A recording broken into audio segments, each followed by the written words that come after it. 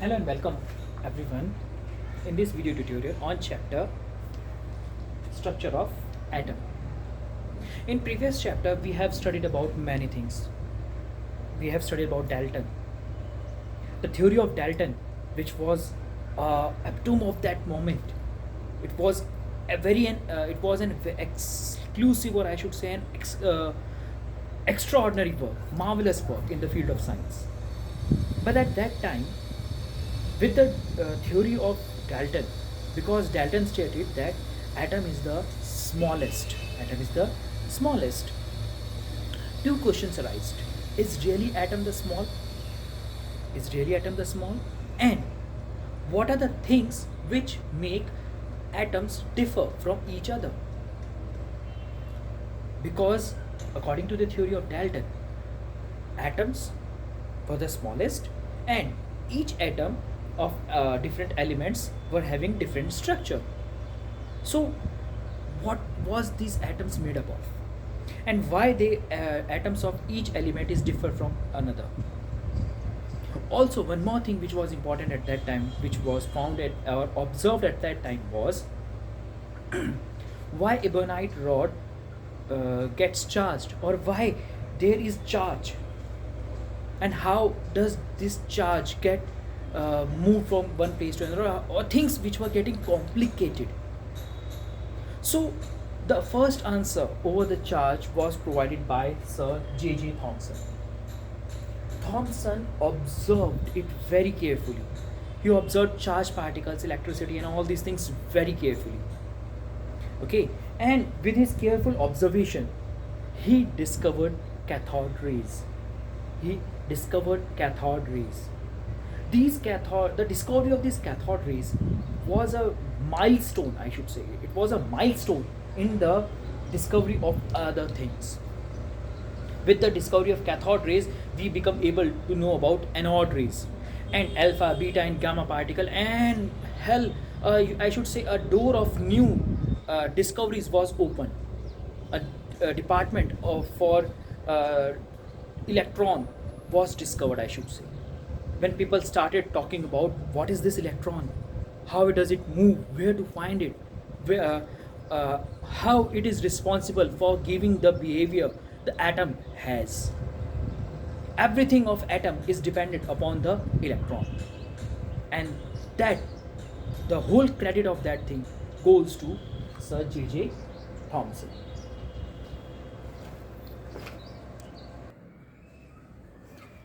So, what is cathode rays? J.J. Thomson was able to observe electrons because of this discharge tube.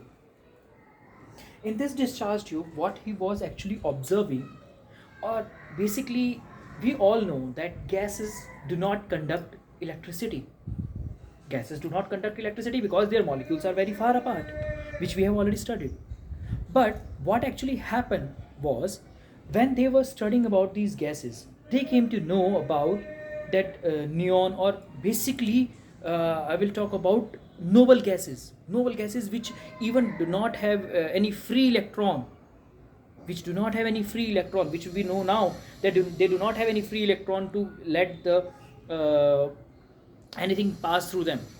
But when these gases were filled inside it, this discharge tube, at extremely low pressure, from vacuum pump, whole of the most of the gases were taken out. The pressure was reduced to 10 to power minus 5 atm, and very high voltage, that is, I should say, nearly 10,000 volt was applied. What happened? They were able to observe a ray of light. A ray of light started traveling from cathode to anode, that is, from negative to positive. This uh, beam of light, was actually the electrons, are the electrons which were conducting charge from cathode to anode. So, with this, they were able to observe that yes, each atom has electrons. Electrons are there inside each atom. Now, Only thing which was left is where to find this electron and how to deal with this electron. Okay, so they started observing more. With the experiment of cathode rays, they came to know three to four things. First, this ray moves from negative to positive, and if we place any magnet, then they will get deflected, they will change their path. If I keep a object in between, if I keep an object in between, then shadow of object was observed. A shadow of the object was observed. And when a very light paddling wheel was kept inside it, a very lightweight paddling wheel was kept inside it, that wheel started moving. Light paddling wheel was kept inside it, the wheel started moving. The wheel started moving means they were having force also. So they are behaving as a electricity, they are behaving as a light, and they have some force also, and they do get deflected because of magnetic particles, if magnetic particles are placed around them. So this discovery of cathode ray was a milestone at that moment. And why I'm telling this, because I hope you remember your fat TVs, those picture tube TVs, वो पुराने TV जिनके बड़े बड़े पीछे पेट निकला हुए होते थे. Those TVs used to work on the same phenomena. Those TVs used to have the same phenomena of cathode ray, and they did work on this matter. Oh, sorry, on this phenomena of electrons going from negative to positive.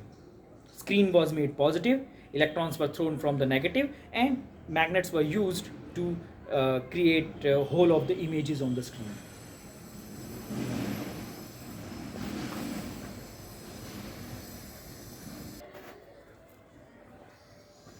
When multiple, I should say, a huge amount of experiments were conducted on the cathode rays, the scientists came to know that no matter which gas you fill inside it, the property was same.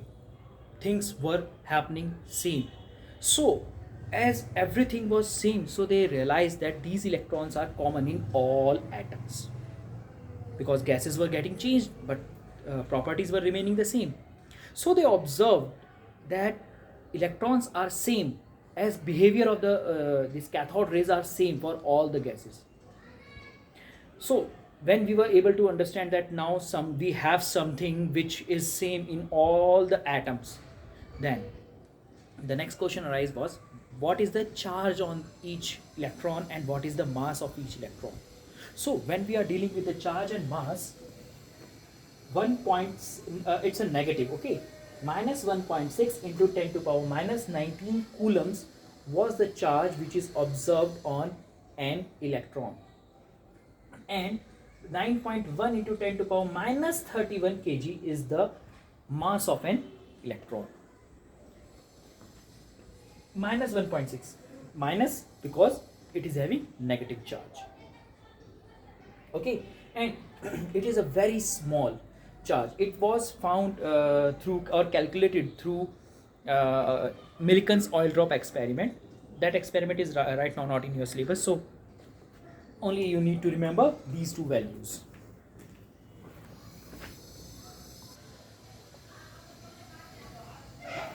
Once J.J. Thomson was able to find the electrons or the presence of electrons inside the atom, soon experiments were conducted, and other scientists like Goldstein and Cadway, they were able to observe that proton and neutron are also present inside the atoms.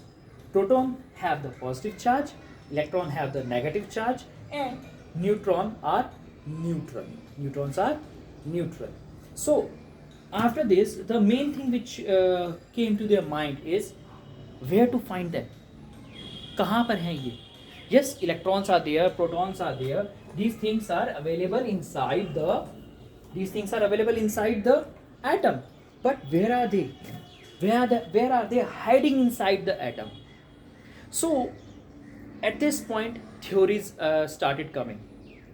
what actually happens with the field of science is a person provide you the theory, next person come and find some points in it and he gives a new theory, and so on till the time we have a confirmed theory which is accepted everywhere is discovered. This thing goes on. So initially what J.J. Thomson said, that suppose this is an atom, okay, and atom is completely covered with positive charge.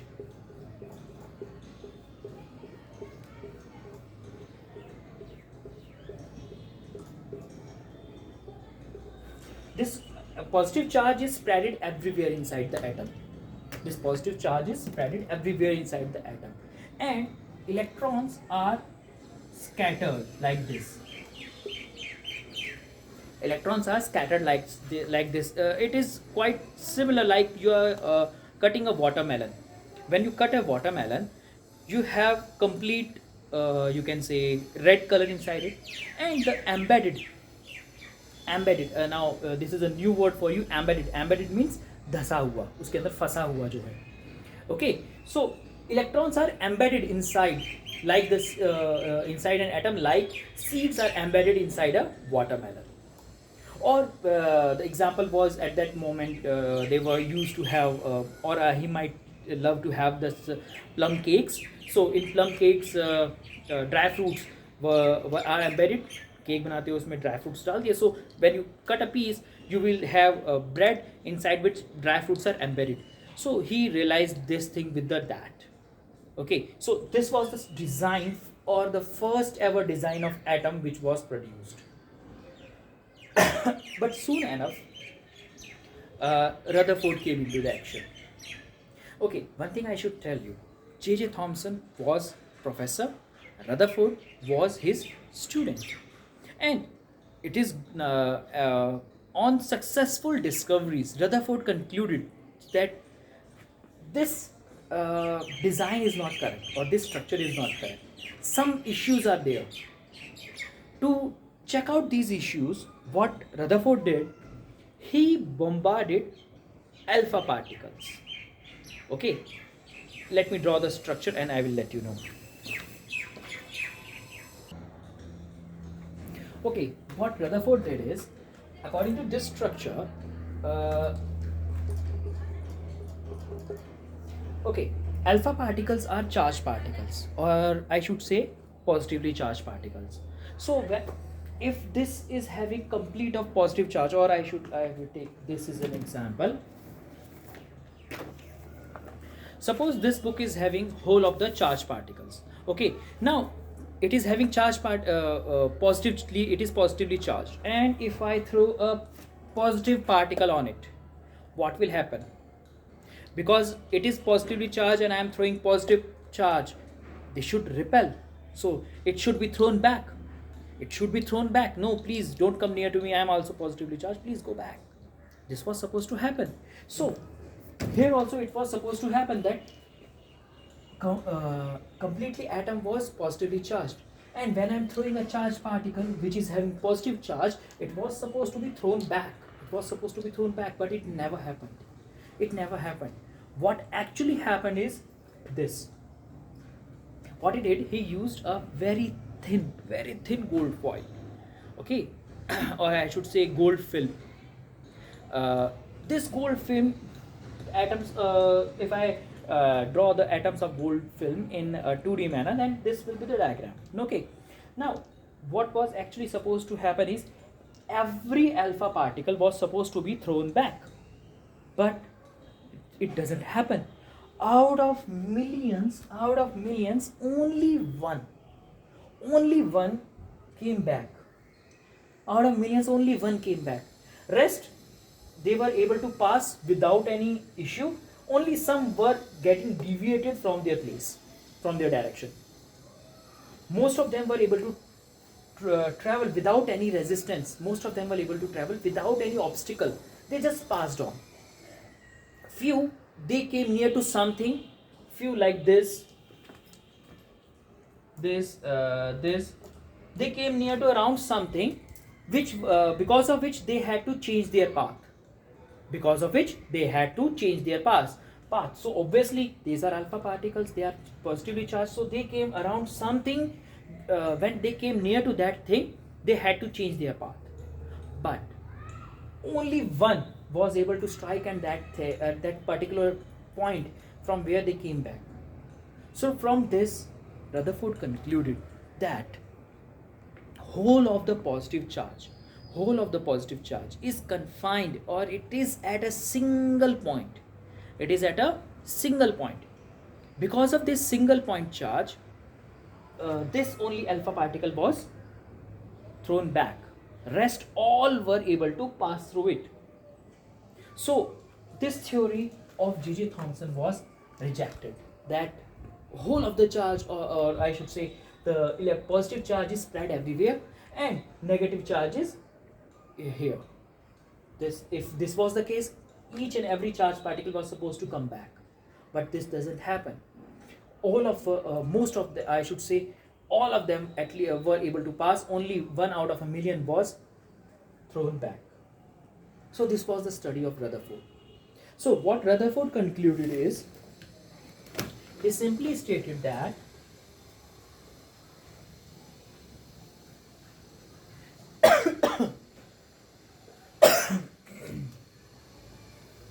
if this is an atom, we can't say that positive charge is spread everywhere, but we can say that at this center point, at this central point, positive charge is there. Positive charge is only at this center point, and a whole of the electrons are revolving around it. Whole of the electrons are revolving around it, and this center part has the I should say positive charge. This was the structure or the design of atom which was provided by the Rutherford. Though it was correct to a huge amount, I should say to a very large extent it was correct, but still it was having something wrong. This design was not able to provide, this design was not at all providing anything about where to find the electrons. Yes, obviously he gave the idea that whole of the positive charge, or I should say the whole of the protons, are collected at the center. Then what about the electrons? Where to find the electrons? Because electrons are not at the center.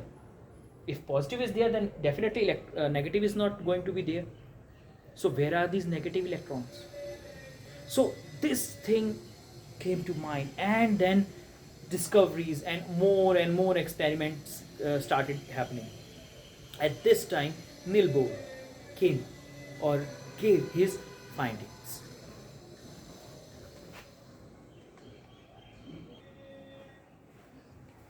What Niels Bohr stated that this is correct. He accepted the model of the Rutherford, but the shortcomings of the Rutherford were ended by the Niels Bohr. What Niels Bohr said, that yes, you are correct, that nucleus is at the center. It is having positive charge and it is at the center. But you cannot say that electrons are moving around the nucleus as planets are moving around the sun, because there has to be some energy which is attracting each other. Because if I say that it is having positive charge, it is having negative charge, so it should be attracted towards it. It should be attracted. And if it is getting attracted, so at every point they are getting neutralized. If I added positive and negative, I will get a neutral. So everything should be getting neutralized. So each and every second an atom should be getting destroyed, but it is not happening at all. So what actually is happening here is, he supposed, or he gave the theory that there are certain energy levels, K, L, M, N, or you can say 1, 2, 3, 4. These are orbits, energy levels, or energy shells which have the electron. And inside these shells only you can find an electron. These electrons are moving inside these shells. Okay, and they are inside these shells with a very small formula of 2 to the power n square. So how to use this formula? So how many? Because this formula gives you the detail that how many electrons are inside this shell or this energy level. So just place the value of n as 1, 2, 3, 4 and you will get all the results. Suppose 2 into, if I talk about k, 2 into 1 is equal to 2. So that means k has 2 electrons. Talking about L, 2 into 2 to the square, which means 2 to 4 and 4 to the 8. That means L has 8 electrons and so on. This is the way how Bohr gave the complete explanation that how electrons are moving or how electrons are placed inside an atom. And this is the way you are going to get draw the I should say electronic configuration. It is the way how you are going to write the electronic configuration. That is the reason I have asked you to learn a certain table on which number of atoms and everything is written. So that is the way you will find how many electrons are there and what are the things which is inside it. Go and study that table, and remember, you have to learn the atomic number. Without learning atomic number, you won't be able to judge things on it. That's all for today. Thank you.